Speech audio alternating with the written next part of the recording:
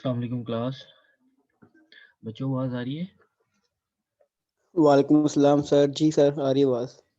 Okay बच्चे। बच्चे ये आप इतने कम लोग क्यों ज्वाइन करते हो? सर अभी वो पेपर्स के बाद भी क्लास स्टार्ट हुई है, शायद इसलिए नहीं बच्चे आ रहे। कोई ज्यादातर पता ही नहीं चलता ज्यादातर को, क्योंकि क्लासेस और किसी टीचर ने ली ही नहीं अभी तक कोई और क्लास कोई भी। ओके बच्चे, मैं ये इन्फॉर्म कर देना चाहता हूँ आपको कि एट द एंड आप ये बच्चे ये ना कहो कि हमारे असाइनमेंट्स के सॉरी क्विज़ेस के मार्क्स कैसे लगे हैं। आपकी जो क्विज़ेस के मार्क्स हैं वो साथ साथ आपकी ये अटेंडेंस बेस और आपकी डिस्कशन बेस में साथ साथ एवेल्यूएशन करता रहता हूँ। ठीक है बच्चों? तो जी सर। आपकी आपकी जो क्विज़ेस के मार्क्स हैं वो इसी बेस पे अपलोड हो चुके हैं कुछ, और कुछ क्विज़ेस रह गए हैं वो इन्हीं बेस पे वो क्विज़ेस के मार्क्स लगेंगे। तो ये अभी क्लियर मैं कर देना चाहता हूँ कि बाद में कोई बच्चा मुझे ये कंप्लेन नहीं करेगा कि क्विज़ेस के मार्क्स कैसे लगे हैं और हमारे थोड़े लगे हैं, हमारे ज़्यादा लगे हैं। तो वो मैं आपको पहले भी बताया था, दोबारा बता रहा हूँ कि क्विज़ेस जो मार्क्स लगते हैं वो प्लस आपकी डिस्कशन प्लस आपकी अटेंडेंस बेस क्विज़ेस के मार्क्स लगते हैं। ओके? Okay sir. तो ओके ये सर। आगे भी कन्वे कर देना सबको। लास्ट लेक्चर में कौन प्रेजेंट था आप में से बच्चों? सर अभी पता नहीं चला था, मैं फौतगी में गया हुआ था, तो मैं आज इन ही ले रहा हूँ लेक्चर। जो आज प्रेजेंट है इनमें से कोई लास्ट लेक्चर में प्रेजेंट था बच्चों? अली सुल्तान, आपको आवाज आ रही है?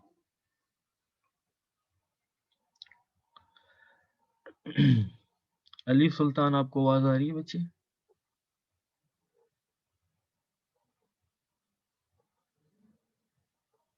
ओके, ये एब्सेंट है।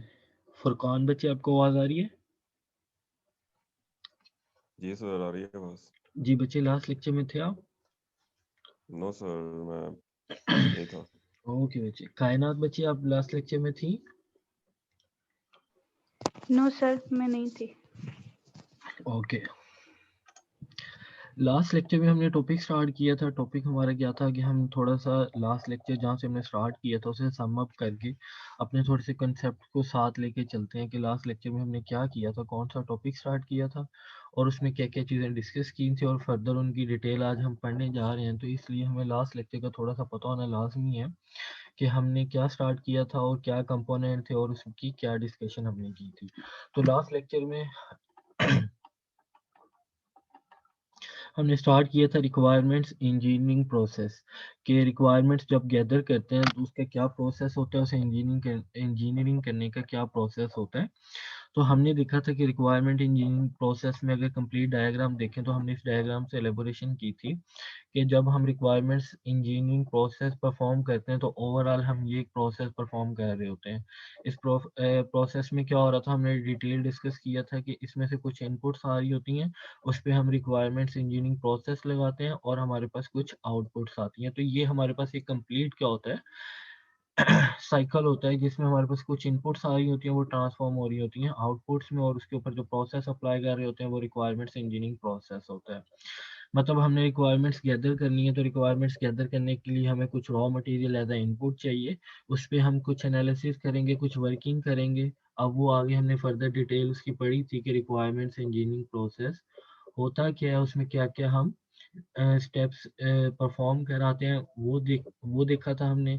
उसके बाद वो स्टेप परफॉर्म होने के बाद हमारे पास क्या है, कुछ आउटपुट्स आ जाती हैं। जो आउटपुट्स आती हैं उसकी क्या फॉर्म्स होती हैं कि इनपुट में एग्जिस्टिंग सिस्टम इंफॉर्मेशन आता है कि सबसे पहले वो जो जिस टाइप का आप इंफॉर्मेशन सिस्टम बनाने जा रहे हो, जो आप इंटरप्राइज सिस्टम बनाने जा रहे हो, जो प्रॉब्लम सॉल्व करने जा रहे हो, उससे रिलेटेड जो एग्जिस्टिंग ऑलरेडी सिस्टम वर्क कर रहे हैं उन्हें हम देखेंगे, उनके ड्रॉबैक्स देखेंगे, उनकी एफिशिएंसी देखेंगे, अगर उनके साथ कुछ लिंकिंग करनी है तो वो करेंगे। उसके बाद हम देखेंगे स्टेक होल्डर्स कौन होते हैं, मतलब किन लोगों ने ये प्रॉब्लम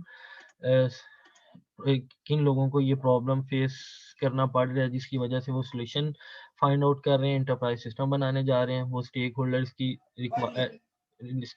की नीड्स आ जाएंगी।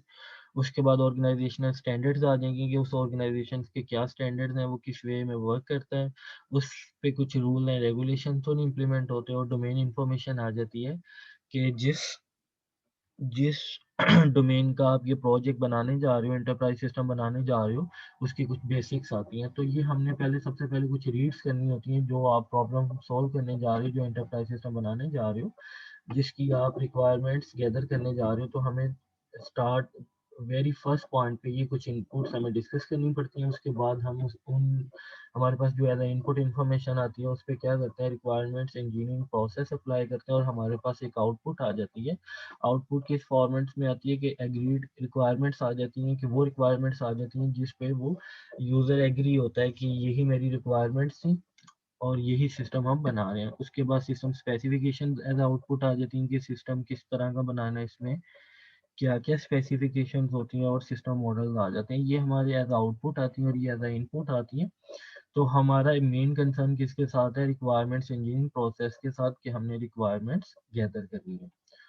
तो ये लास्ट में हमने कंप्लीट डिस्कस किया था प्रोसेस क्या होता है। उसके बाद हमने बात की थी कि अगर हमने इस पे कुछ प्रोसेस अप्लाई करने हैं तो हमारे पास बहुत सारे मॉडल्स अप्लाई होते हैं। हमारे पास डिफरेंट टाइप्स के मॉडल्स आते हैं जो रिक्वायरमेंट्स इंजीनियरिंग प्रोसेस को इम्प्लीमेंट करते हैं।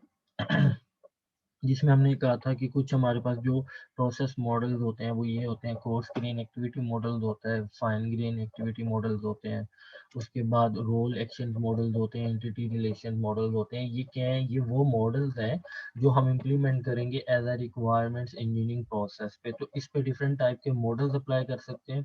हर मॉडल में working sequence of working change है। तो जिस टाइप का मॉडल यूज करोगे उसकी जो आपके पास स्टेप्स होंगे उन्हें यूज करोगे तो आपके पास रिक्वायरमेंट्स इंजीनियरिंग प्रोसेस परफॉर्म हो जाएगा और आपके पास ये आउटपुट आ जाएंगी और इनपुट हमेशा सेम रहेंगी, इसी तरह की रहेंगी मॉडल जो भी यहाँ पे आप यूज करोगे। तो हमने यहाँ पे डिस्कस किया था कि रिक्वायरमेंट्स इंजीनियरिंग प्रोसेस अगर हमने अप्लाई करना है, मतलब रिक्वायरमेंट्स गैदर करनी है, तो हमारे पास डिफरेंट ये मॉडल्स एग्जिस्ट करते हैं। ये हमारे पास 4 मॉडल थे, जिसमें से 4 मॉडल्स थे, जिसमें से हमने फर्स्ट मॉडल को देखा था कि फर्स्ट मॉडल में क्या हो रहा था कि अगर हमने रिक्वायरमेंट्स इंजीनियरिंग प्रोसेस अप्लाई करना है तो उसमें अगर हम coarse grain activity model use करेंगे तो उसके ये कंपोनेंट्स होते हैं कि हमारे पास इनपुट तो यही आएगी, ये वाली होएगी, ये सब हमारे पास क्या होंगी, ज़्यादा इनपुट यूज़ होंगी। हम जब इंजीनियरिंग प्रोसेस लगाएंगे तो उस पर क्या मॉडल लगाएंगे, हम उस पर कोर्स ग्रेन अगर मॉडल लगाएंगे तो कोर्स ग्रेन मॉडल में ये कंपोनेंट्स होते हैं।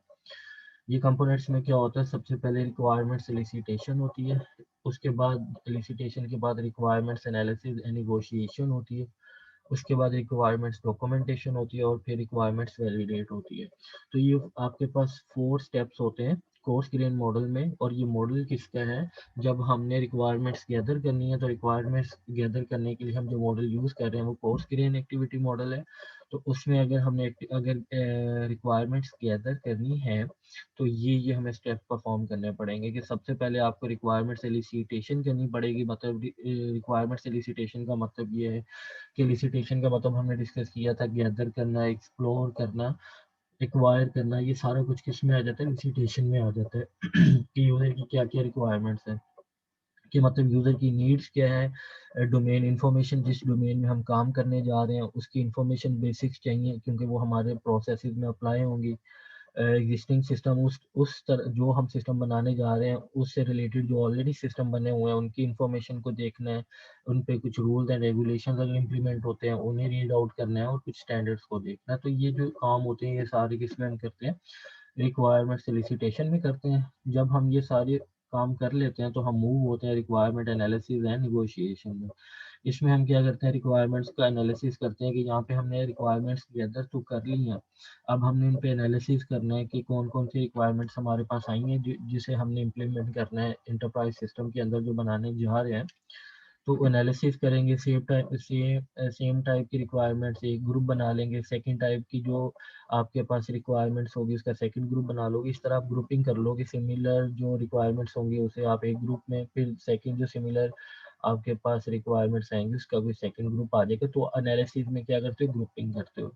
और इसमें निगोशिएशन भी होती है। निगोशिएशन क्या होती है कि सम टाइम ऐसा हो सकता है कि कॉन्फ्लिक्ट्स आ जाए कि यूज़र के जो स्टेक होल्डर्स हैं जो हमसे प्रॉब्लम सॉल्व कराना चाहते हैं वो डिफरेंट टाइप के हो सकते हैं। अगर हम एग्जांपल लें किसी भी यूनिवर्सिटी में तो उसमें डिफरेंट डिपार्टमेंट्स होते हैं, एडमिन डिपार्टमेंट्स होता है, फैकल्टी होता है, एचआर होता है, एडमिशन होता है, इस तरह डिफरेंट डिपार्टमेंट्स होते हैं। हो सकता है कि एक डिपार्टमेंट वही बात डिफरेंट वे से कह रहा हो, दूसरा डिपार्टमेंट वही बात डिफरेंट वे से कह रहा हो, तो कॉन्फ्लिक्ट पैदा हो जाता है। तो फिर निगोशिएशन करते हैं बैठ के, दोनों डिपार्टमेंट से डिस्कशन करते हैं और एक सेम प्लेटफॉर्म पे उन्हें लेके आते हैं कि एक्चुअली रिक्वायरमेंट्स हैं क्या। तो रिक्वायरमेंट सोलिसिटेशन और रिक्वायरमेंट, उसके बाद हम क्या परफॉर्म करते हैं, रिक्वायरमेंट एनालिसिस एंड नेगोशिएशन करते हैं। अगर कॉन्फ्लिक्ट्स आ जाते हैं तो नेगोशिएशन करते हैं। उसके बाद अगर ये भी स्टेप परफॉर्म हो जाता है तो हम रिक्वायरमेंट्स को डॉक्यूमेंट कर लेते हैं। रिक्वायरमेंट्स को डॉक्यूमेंट करने के बाद हम वैलिडेशन करते हैं। वैलिडेशन क्या करते हैं कि एक्चुअली ये वही रिक्वायरमेंट है जो यूजर चाह रहा है, कि ये वो रिक्वायरमेंट्स नहीं है जो यूजर चाह रहा है। तो हम इसमें वैलिडेशन करते हैं। अगर रिक्वायरमेंट्स वैलिडेट हो जाएंगी तो वो एग्रीड रिक्वायरमेंट्स हो जाएंगी, अदरवाइज वो दोबारा इन स्टेप्स पे जाएगा, या तो निगोशिएशन में जाएगा, लिसिटेशन में जाएगा, डॉक्यूमेंट में जाके चेंज करेगा। जब वो वैलिड हो जाएगी, वैलिडेशन टेस्ट अप्रूव हो जाएगा, तो उस रिक्वायरमेंट को हम एग्रीड रिक्वायरमेंट में ले आएंगे। तो ये हमने डिस्कस किया था। ये क्या था, ये मॉडल था रिक्वायरमेंट्स इंजीनियरिंग प्रोसेस का, जिसके कुछ एक बेसिक्स कंपोनेंट्स होते हैं।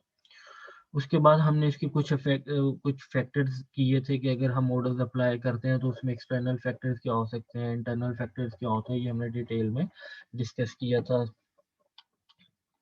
कि स्टेक होल्डर्स क्या होते हैं, मतलब उनका रोल्स क्या होता है, उनके एक्शंस क्या होते हैं, ये भी हमने कंप्लीट डिस्कस कर लिया था। उसके बाद ह्यूमन सोशल फैक्टर्स कैसे अफेक्ट करते हैं, टाइप ऑफ स्टेक होल्डर्स क्या होती हैं, ये भी हमने डिस्कस किया था।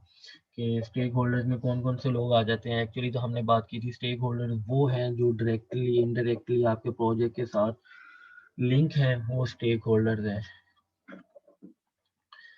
फैक्टर्स पढ़े थे, तो यहाँ तक हमने कंप्लीट कर लिया था। अब हम क्या पढ़ रहे हैं, एक्चुअली अब हमारे माइंड में इतना कॉन्सेप्ट क्लियर हो गया है कि हम पढ़ रहे हैं रिक्वायरमेंट्स इंजीनियरिंग प्रोसेस, और हमारे माइंड में वो डायग्राम रहनी चाहिए जो हमने स्टार्ट में पढ़ी थी, ये वाली डायग्राम। कि हमारे पास कुछ इनपुट्स आती हैं, कुछ इनपुट्स होती हैं, उन्हें हम ट्रांसफॉर्म करते हैं आउटपुट्स में, और उस पर हम क्या प्रोसेस अप्लाई करते हैं, रिक्वायरमेंट्स इंजीनियरिंग प्रोसेस अप्लाई करते हैं। तो हमारे पास डिफरेंट मॉडल होते हैं जिन्हें हम डिस्कस करने जा रहे हैं और डिस्कस कर रहे हैं, जिसमें हमने कोर्स ग्रेन मॉडल देखा था, जिसके कुछ बेसिक्स कंपोनेंट्स हमने डिस्कस किए हैं। अब हम फर्दर उसकी डिटेल की तरफ मूव हो रहे हैं।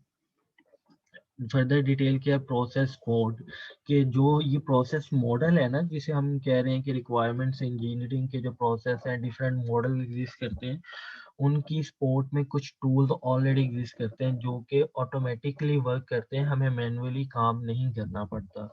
तो ये कौन से टूल्स हैं, case tools provide automated support for the software engineering process, कि ये मैन्युअली हमें काम नहीं करना पड़ता, हमारे पास ऑटोमेटेड क्या है, सॉफ्टवेयर एग्जिस्ट करते हैं जो कि हमारी रिक्वायरमेंट्स इंजीनियरिंग प्रोसेस को अप्लाई करते हैं। The most mature case tools support well understood activities such as programming and testing and use of structured method. Support for requirements engineering is still limited because of the informality and the variability of the process. इसमें वो कह रहे हैं कि हमारे पास तो बहुत सारे टूल एग्जिस्ट करते हैं जो ऑटोमेटिकली हमारी रिक्वायरमेंट्स गैदर करते हैं और उस पर इंजीनियरिंग प्रोसेस अप्लाई कर देते हैं, मैन्युअली हमें नहीं करना पड़ता।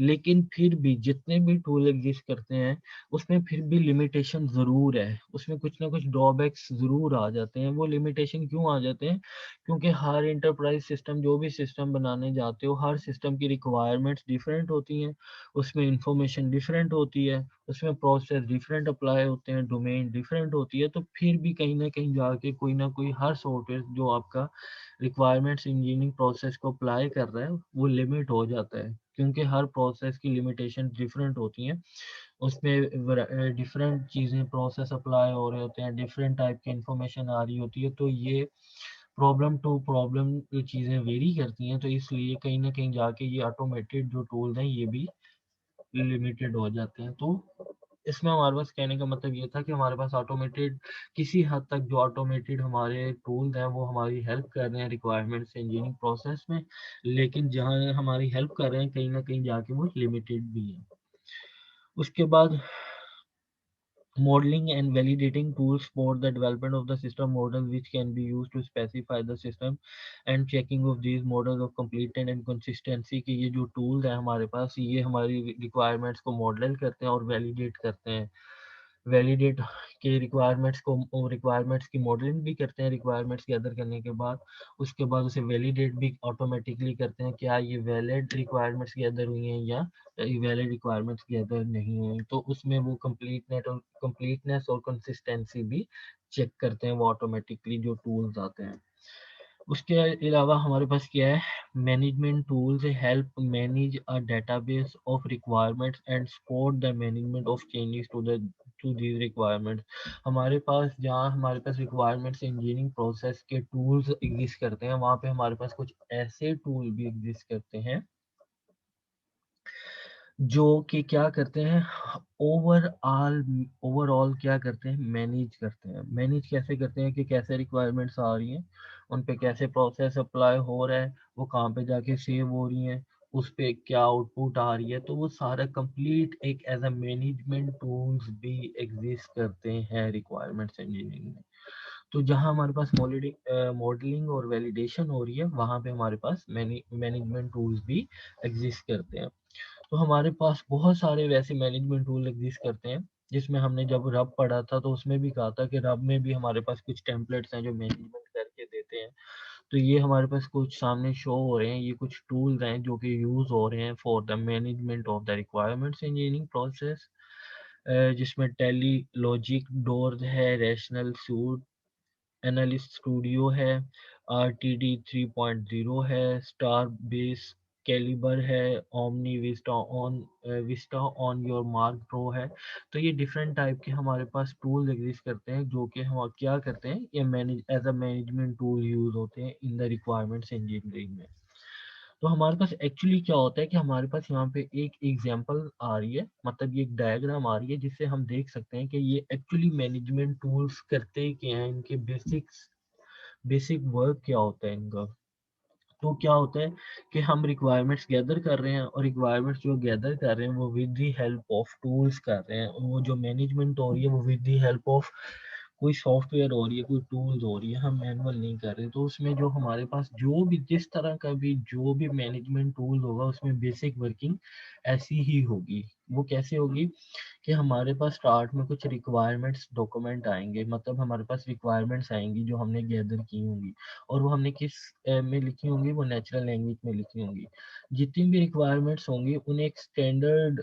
फॉर्मेट में कन्वर्ट किया जाएगा रिक्वायरमेंट कन्वर्टर आ जाता है ये क्या करता है जो आपने नेचुरल लैंग्वेज में रिक्वायरमेंट्स लिखी होती हैं उन्हें कन्वर्ट कर देता है किसमें एक सेम स्टैंडर्डाइज्ड फॉर्मेट में चेंज कर देता है जितनी भी रिक्वायरमेंट्स होंगी उन्हें एक सेम फॉर्मेट में कन्वर्ट करेगा और उसके बाद ये हमारे पास एक डेटाबेस है सेंट्रलाइज्ड डेटाबेस जिसमें वो रिक्वायरमेंट्स स्टोर होती जा रही है और ये हमें as a memory storage provide कर रहा है तो हमने क्या किया रिक्वायरमेंट्स आ रही थी किसी सेम स्टैंडर्ड फॉर्मेट में हमने उसे चेंज किया और डेटाबेस में सेव कर लिया अब हमारे पास इस डेटाबेस में रिक्वायरमेंट्स गैदर होती जा रही हैं ऊपर से हम क्या कर सकते हैं जो इसे एक्सेस कर सकते हैं एक्सेस किस तरह कर सकते हैं कि हमारे पास एक ब्राउज़र होगा with the help of browser हम इस पे कुछ चेंजिंग कर सकते हैं उसे रीड कर सकते हैं राइट कर सकते हैं जो भी इसमें चेंजिंग करनी है और उसके बाद हमारे पास रिक्वायरमेंट क्यूरी सिस्टम भी होगा ऑब्वियसली डेटाबेस है तो हम क्यूरीज के थ्रू डाटा को डाटा पे मैनिपुलेशन कर सकते हैं और उसके बाद ये डेटाबेस सिस्टम से हम क्या कर सकते हैं एक रिपोर्ट जनरेट कर सकते हैं जो कि रिक्वायरमेंट्स रिपोर्ट जनरेट करेगा कि ओवरऑल हमारे पास क्या रिक्वायरमेंट्स आई हैं क्या क्या रिक्वायरमेंट्स हमने गैदर कर ली हैं जो कि हमने इंटरप्राइज सिस्टम में जाके इम्प्लीमेंट करनी है तो ये एक रिपोर्ट भी जनरेट कर सकता है उसके अलावा ये क्या कर सकता है ट्रेसिबिलिटी सपोर्ट सिस्टम भी हमें प्रोवाइड करता है मतलब ट्रेसिबिलिटी रिपोर्ट बनाता है ट्रेसिबिलिटी रिपोर्ट क्या आती है हो सकता है होता है बल्कि मोस्ट प्रोबेबली कि हमारे पास जो रिक्वायरमेंट्स होती हैं वो मतलब एक रिक्वायरमेंट डिपेंडेंट होती है किसी दूसरी रिक्वायरमेंट पे थर्ड रिक्वायरमेंट पे मतलब मल्टीपल रिक्वायरमेंट्स पे वो डिपेंडेंट होती है कि अगर हमने एक रिक्वायरमेंट्स को फुलफिल करना है तो हमें उससे फर्दर और रिक्वायरमेंट्स की जो सब डिवाइडेड हमारे पास रिक्वायरमेंट्स होंगी उन्हें भी हमें क्या करना पड़ेगा, इम्प्लीमेंट करना पड़ेगा। तो ये ट्रेसेबिलिटी आ जाती है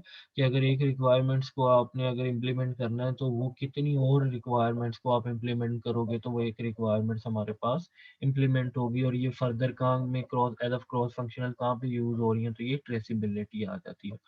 तो ये हमारे पास एक सिंपल एग्जांपल थी जो हमें एलेबोरेट करी है, क्या एलेबोरेट करी है कि जो भी मैनेजमेंट टूल यूज करोगे उसमें बेसिक वर्क फ्लो यही होगा। वर्क फ्लो क्या होगा कि नेचुरल लैंग्वेज में रिक्वायरमेंट्स आएंगी, उसे कन्वर्ट किया जाएगा और डेटाबेस में सेव कर लिया जाएगा। उसके बाद डेटाबेस में हम ब्राउजर के थ्रू एक्सेस कर सकते हैं, क्यूरी रिक्वायरमेंट्स क्यूरी सिस्टम के थ्रू एक्सेस कर सकते हैं, और उसके बाद इसमें ट्रेसेबिलिटी का ऑपरेशन भी परफॉर्म हो सकता है और रिपोर्ट जनरेट भी हो जाती है रिक्वायरमेंट्स की। तो ये हमारे पास क्या था, ये एक ओवरऑल हमारे पास स्ट्रक्चर था मैनेजमेंट टूल का।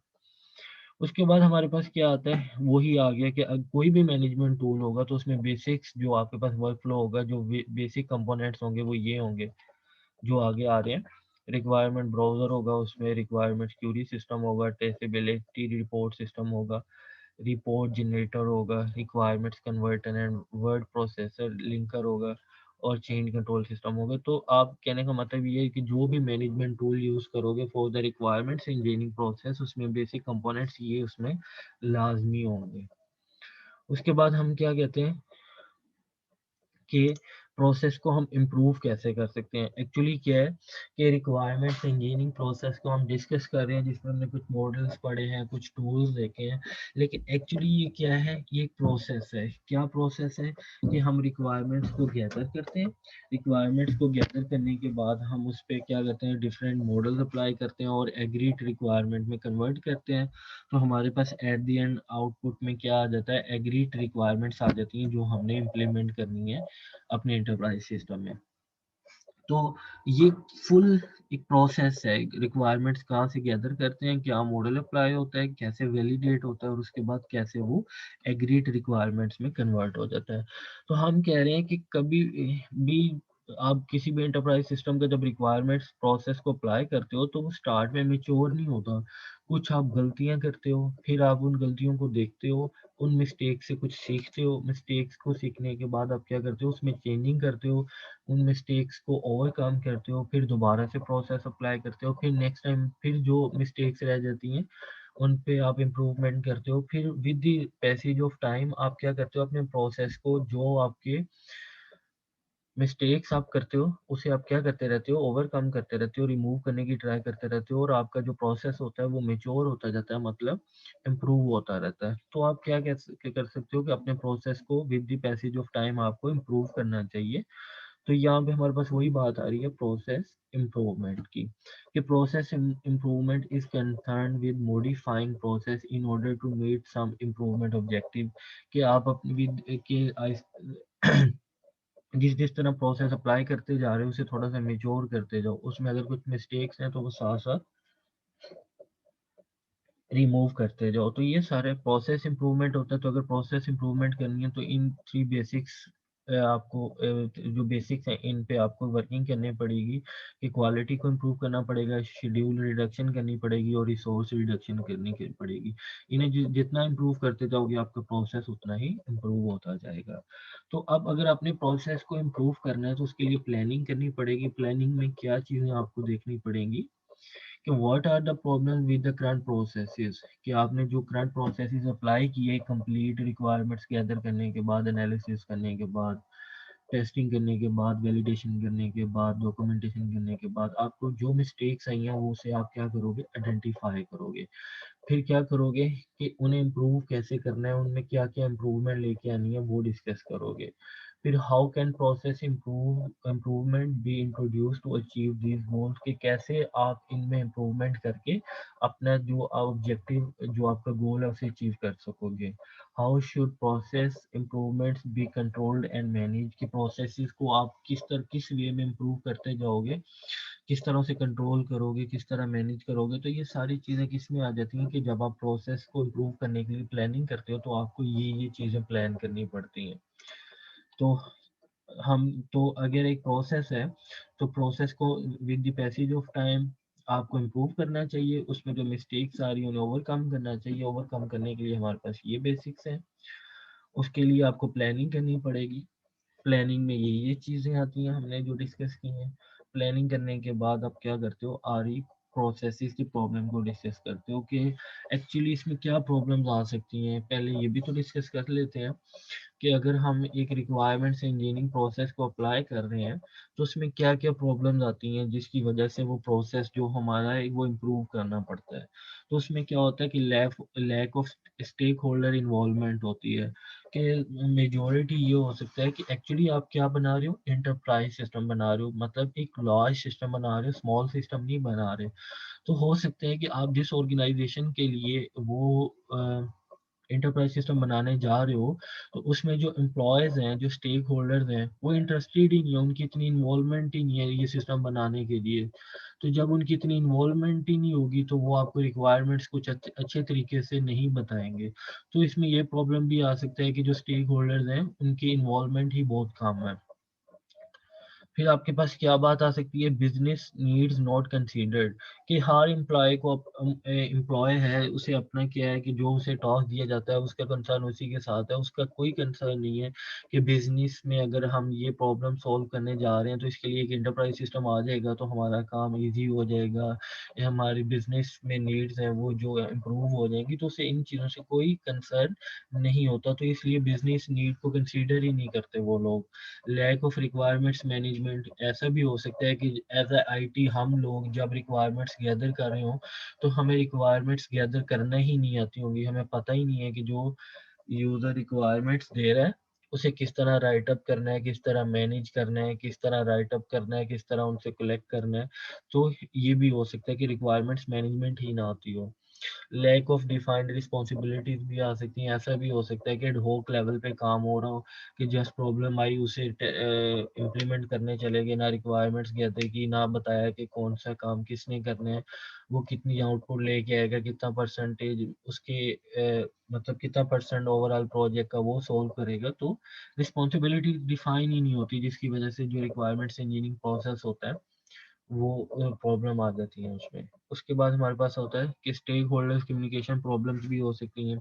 ऐसा भी हो सकता है कि जिस एज अ आईटी हम लोग जिनका प्रॉब्लम सॉल्व करने जा रहे हैं, जिनका हम एंटरप्राइज सिस्टम बनाने जा रहे हैं, उनके साथ हमारी कम्युनिकेशन में कुछ प्रॉब्लम हो, वो कुछ बता रहे हो हम लिख कुछ रहे हो, या उन्हें बताना ना हो रहा हो, उन्हें चीज़ों को डिफाइन करना ना हो रहा हो, तो कम्युनिकेशन प्रॉब्लम भी हो सकती हैं। और over long schedule and poor quality requirements documents भी इसमें प्रॉब्लम हो सकती हैं कि थोड़ी सी रिक्वायरमेंट्स गैदर कर ली, फिर नेक्स्ट जो मीटिंग की है रिक्वायरमेंट्स गैदर करने की वो 1 माह के बाद 2 माह के बाद वो शेड्यूल कर ली, तो कोई इसमें कंसिस्टेंसी नहीं होती रिक्वायरमेंट्स गैदर करने में, तो ये भी इसमें प्रॉब्लम्स आ जाती हैं। तो ये कुछ हम कॉन्सेप्ट डिस्कस कर रहे हैं कि जब हम आर प्रोसेस अप्लाई करते हैं तो इनमें क्या क्या प्रॉब्लम्स आ सकती हैं। तो अब प्रोसेस मेच्योरिटी बच्चों समझ आ रही है आप लोगों को? जी सर।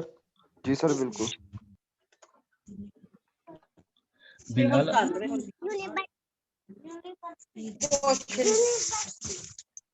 बिलाल आपको आवाज आ रही है?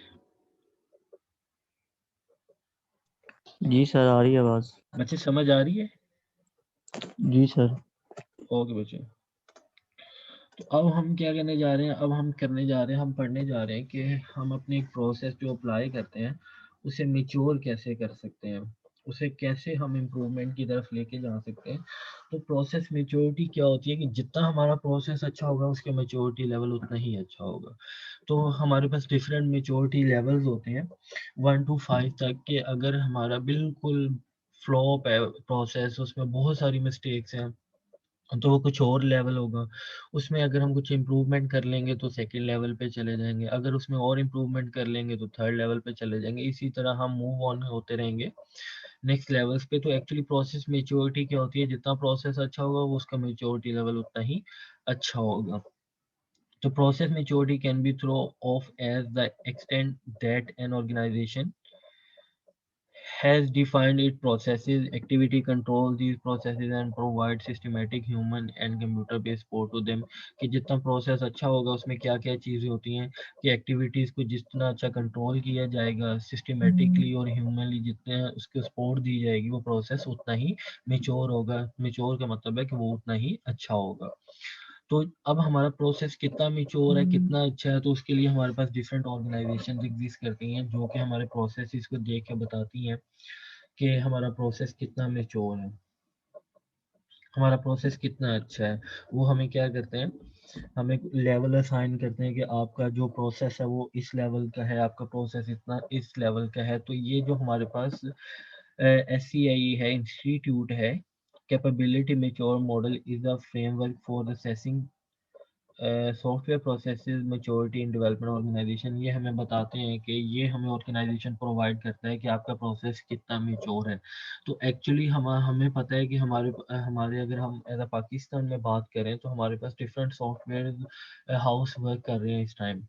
लेकिन हम कैसे जज करेंगे कि किस सॉफ्टवेयर हाउस से हमें प्रोजेक्ट बनाना चाहिए, कौन सा सॉफ्टवेयर हाउस अच्छा है, कौन सा सॉफ्टवेयर हाउस अच्छे लेवल पे काम कर रहा है। तो उसके लिए हमें क्या देखना पड़ता है, उनका मेच्योरिटी लेवल देखना पड़ता है कि एक प्रोसेस कित कौन से मेच्योरिटी के लेवल पे वर्क कर रहा है। तो जितना अच्छा वो मेच्योरिटी लेवल पे वर्क कर रहा होगा वो सॉफ्टवेयर उतना ही अच्छा होगा। तो इस आगे हमारे पास ये आ रहा है कि अगर हम एग्जांपल है अपने सॉफ्टवेयर हाउसेस के तो उसमें लेवल्स होते हैं, level 1, level 2, level 3, level 4, level 5। अब इनमें क्या होता है कि जो लेवल 1 होता है वो उसमें इनिशियल लेवल होता है, लेवल 2 रिपीटेबल लेवल होता है, लेवल 3 डिफाइंड लेवल होता है, लेवल 4 मैनेज्ड होता है और लेवल 5 जो होता है ऑप्टिमाइजिंग होता है। अब ये क्या है, सॉफ्टवेयर हाउसेस के डिफरेंट लेवल्स हैं। एक्चुअली हमारे पास जो है बहुत बहुत कुछ जो सॉफ्टवेयर हाउसेस हैं वो लेवल 4 और 5 पे हैं। उसके बाद कुछ लेवल 2 और 3 पे है। मेजोरिटी हमारे जो सॉफ्टवेयर हाउसेस वर्क कर रहे हैं वो लेवल 1 और लेवल 2 पे कर रहे हैं। अब ये लेवल 1, लेवल 2, लेवल 3, लेवल 4 और लेवल 5 में क्या डिफरेंस है कि सबसे पहले हम कहते हैं जो लेवल 1 है वो इनिशियल लेवल पे वर्क करता है। इनिशियल लेवल में क्या होता है कि organization have undisciplined processes and it is left to the individuals how to manage the processes and which development technique to use। कि इसमें क्या होता है कि इसमें अनडिसिप्लिन प्रोसेसेस होते हैं, कोई प्रोसेस डिफाइन नहीं हुआ होता कि अगर हमने ये प्रोजेक्ट बनाना है तो इसे कौन सा प्रोसेस अप्लाई करें।